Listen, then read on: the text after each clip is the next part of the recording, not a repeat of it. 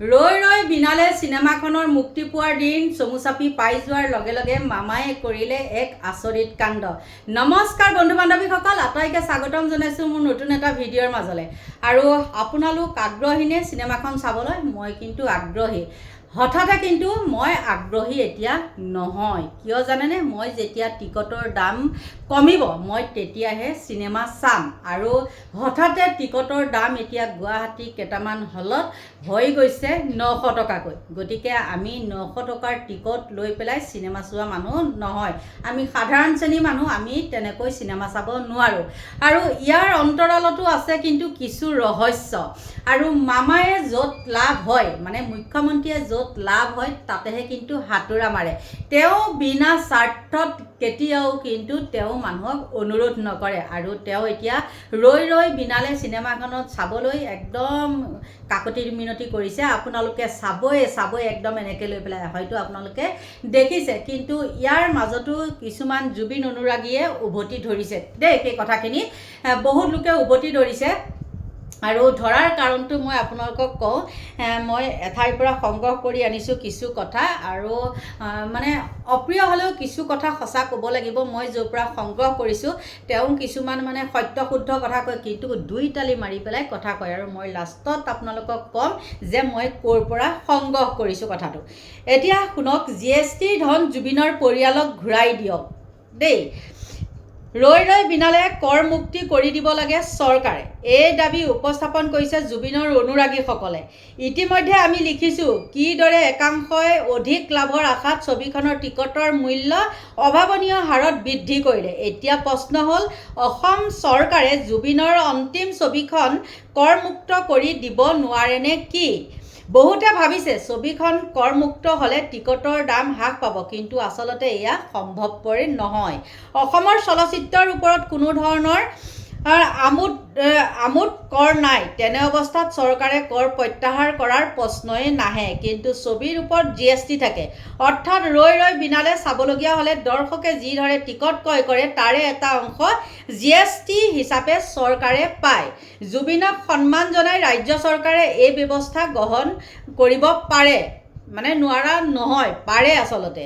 সমগ্ৰ ঘটনাটো এনেধৰণৰ, এখন ছবিৰ ওপৰত যি GST প্ৰয়োগ কৰা হয় তাৰে এটা অংশ কেন্দ্ৰলৈ যায় আৰু আন এটা অংশ ৰাজ্য চৰকাৰে লাভ কৰে। ছবিখনৰ ওপৰত প্ৰয়োগ কৰা GST সম্পূৰ্ণৰূপে প্ৰত্যাহাৰ কৰাৰ অধিকাৰ ৰাজ্য চৰকাৰৰ নাই। এই সিদ্ধান্ত ল'ব লাগিব GST কাউন্সিলে। কাউন্সিলত থকা 28খন ৰাইজৰ সন্মতি থাকিব লাগিব ইয়াত। কিন্তু অসম চৰকাৰে নিজাকৈ ছবিখন পাৰ লাভ কৰিবলগীয়া GST উভতাই দিব পাৰে।